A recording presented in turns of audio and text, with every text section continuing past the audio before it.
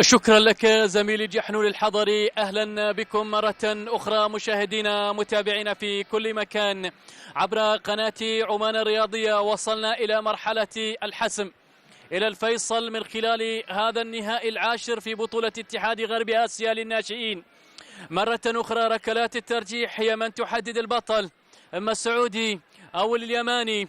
بعد نهائي جمع الفريقين، جمع المنتخبين الشقيقين في عام 2021 هنالك في الدمام. يومها ابتسم الحظ لصالح المنتخب اليمني بفارق 5 ركلات ترجيحية مقابل 4. اليوم وبعد تعادل بنفس النتيجة بهدف لهدف تتوجه المباراة في نهائي ثاني يجمع المنتخبين الشقيقين من أجل بطولة ثانية، إما سعودية أو يمنية. من سيصل إلى اللقب الثاني؟ الحوار الخاص من خلال ركلات الحظ الترجيحية، من خلال تألق منتظر ربما مستمر لموسى العيد الذي تألق في المباراة وأبقى الأخضر بل وأوصله إلى ركلات الترجيح، أو من خلال وضاح أنور الذي لم يستقبل التهديد الكبير على مجريات وأحداث هذه المباراة.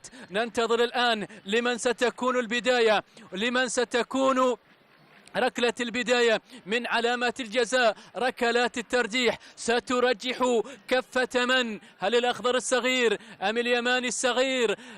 لمن ستكون السعادة هنا في ملعب ومدرجات مجمع السعادة هنا في مدينة صلالة؟ هل هنالك تحليق للصقور أم هنالك زئير للأسود؟ اليمني يحاول والسعودي يحاول. البطولة الثانية الآن تتربص بمن؟ الآن التحية بين الحارسين، تحية الود، تحية الحب، تحية الأشقاء من دون أدنى شك. الركلة الترجيحية الأولى ستكون يمنية للمنتخب اليمني الذي تقدم بالهدف الأول، والمنتخب اليمني الذي سجل في شباكه من خلال هذا اللقاء الهدف طبعا الثاني على مستوى هذه البطولة. كل هذه الملخصات تنتهي الآن، كل تلك الفوارق الآن تذوب من خلال ركلات الحظ الترجيحية. ينتهي كل شيء. الفيصل هو عند القفازات،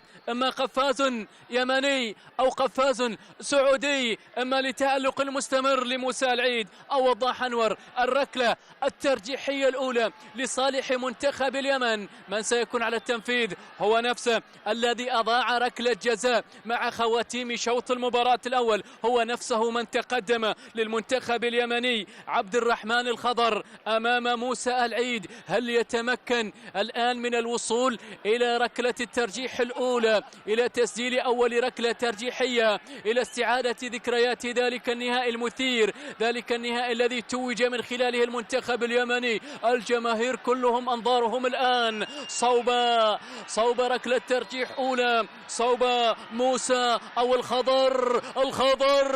الخضر كذب خبر. الأخضر بواسطة ركلة ترجيحية ضائعة، والخضر يعطي الآن صورة حقيقة ومؤشر خطر من عبد الرحمن الخضر. هذا عندما يقول هذا كذب خبر. ضاعت الكرة، تتفنن على مين وتلعب على مين؟ موسى العيد. ضاعت فرصة أولى على المنتخب اليمني من ركلة الترجيح. الآن الوليد العوفي لصالح الأخضر السعودي. الوليد لم يظهر كثيرا. ماذا عن وضاح؟ الوليد ووضاح. الركلة الترجيحية الأولى، الوليد يسجل ركلة الترجيح الأولى لمصلحة الأخضر السعودي. الصقور تحلق بأول ركلة ترجيحية. لاحظوا بهذه الطريقة وضعها على زاوية أخرى ليست تلك التي ذهب إليها حارس المرمى. الزاوية اليمنى هي من ذهب إليها الحارس، الزاوية اليسرى هي من سكنت في من خلالها كرة الوليد العوفي. 1-0 من خلال ركلة الترجيح. الآن كرة قادمة بالنسبة للمنتخب اليمني. عادل عباس، ركلة ترجيحية ثانية لصالح المنتخب اليمني. حوار خاص أيضا منتظر بين وليد عباس وبين موسى العيد. عباس ولكن يعدل المنتخب اليمني من خلال ركلة ترجيحية ثانية، يتمكن من معادلة النتيجة، لكن الأفضلية ما زالت بالنسبة للمنتخب السعودي. وضعها بشكل ممتاز، وضعها في سقف المرمى بالقدم اليسرى، سجلها محرزا من خلالها الركلة الترجيحية الثانية بالنسبة للمنتخب اليمني بعدما أضاع الأولى. يسجل الآن وليد عباس صاحب هدف التعديل، أو هذا عبد العزيز عسيري، على تنفيذ الركلة الترجيحية الثانية للمنتخب السعودي أمام وضاح. الأولى سجلت بواسطة الوليد العوفي، الثانية عن طريق عبد العزيز عسيري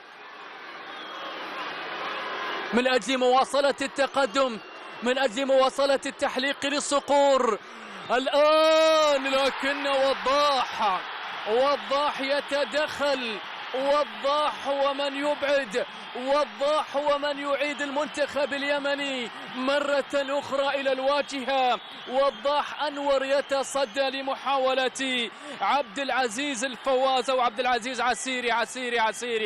عسيري. ضاعت الكرة بتصدي كبير من جانب وضاح أنور. كانت الصورة واضحة بالنسبة لوضاح، وأبعد ركلة الترجيح الثانية لتصبح النتيجة مرة أخرى ركلة بركلة. تعود الآن لصالح المنتخب اليمني. المنتخب اليمني من هو صاحب الركلة الترجيحية؟ هو هاشم الناشري. هل ينشر الفرح هاشم؟ أم لموسى العيد كلمة؟ هاشم الناشري وداها إلى صنعاء، من صلالة إلى صنعاء. أيضا ضاعت على المنتخب اليمني إلى المدرجات بهذه الطريقة بقوته، ولكن برعونته أيضا إلى خارج أرضية الملعب في الوقت الذي ذهبت من خلاله الجماهير اليمنية تساند من خلف المرمى. ضاعت الكرة والركلة الترجيحية الثالثة لكي تعود الآن لصالح المنتخب السعودي عند مختار برناوي. الثالثة للأخضر من أجل التقدم بالركلة الترجيحية الثانية. برناوي مختار، أين سيختار؟ هل يختار المرمى؟ مختار برناوي يتقدم، لا يا مختار. وضاح أيضا هو الآخر يتألق. مختار لم يسجل، مختار لم يتقدم للأخضر. مختار وضعها سهلة إلى حارس المرمى وضاح أنور. هذه أوضح من الأولى، هذه أسهل من اللي ضاعت. هذه كرة لا يمكن أن تلعب بهذه الطريقة. مختار أيضا أضاع الثالثة على الأخضر السعودي لكي تعود مرة أخرى ركلة بركلة. ماذا أنت فاعل يا موسى؟ القادمة بالنسبة للمنتخب اليمني بواسطة اللاعب يونس ردمان هي الرابعة، الركلة الترجيحية الرابعة بالنسبة للمنتخب اليمني. يونس ردمان وموسى العيد. ردمان وموسى يسجل، ويتقدم المنتخب اليمني لأول مرة بركلات الترجيح.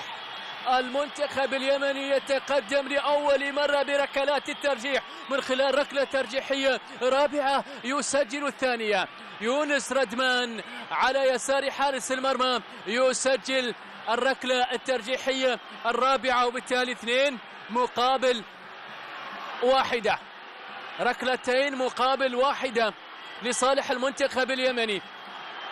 من هو اللاعب القادم؟ عبد الله هزازي على تنفيذ الركلة الترجيحية الرابعة. هل يعدل من خلالها النتيجة أم يفتح الأبواب بالنسبة للمنتخب اليمني للوصول إلى اللقب الثاني؟ هزازي، هذه رابعة من أجل ركلة ترجيحية ثانية ناجحة. هزازي ووضاح من سيتألق من خلال الكرة القادمة. ركلة الترجيح، يتقدم هزازي، يتقدم ويسجل ويعدل، يسجل ويعدل. ركلتين مقابل ركلتين. من خلال الركلة الترجيحية الرابعة ينجح المنتخب السعودي بواسطة عبد الله هزازي لتصبح النتيجة الآن 2-2 بركلات الترجيح. عبد الله هزازي هذه المرة ليست إلى وضاح. الآن اللاعب اليمني البديل عبد الخالق محمد على تنفيذ ركلة ترجيحية خامسة لصالح المنتخب اليمني. عبد الخالق وموسى، عبد الخالق وموسى، يسجل عبد الخالق ويتقدم المنتخب اليمني 3-2 بركلات الترجيح. المنتخب اليمني يتقدم بواسطة عبد الخالق، وضعها أيضا في الزاوية الأخرى بالرغم من تألق الكبير موسى العيد في المباراة، لكن ركلات الترجيح حتى الآن تؤول وتذهب لصالح المنتخب اليمني.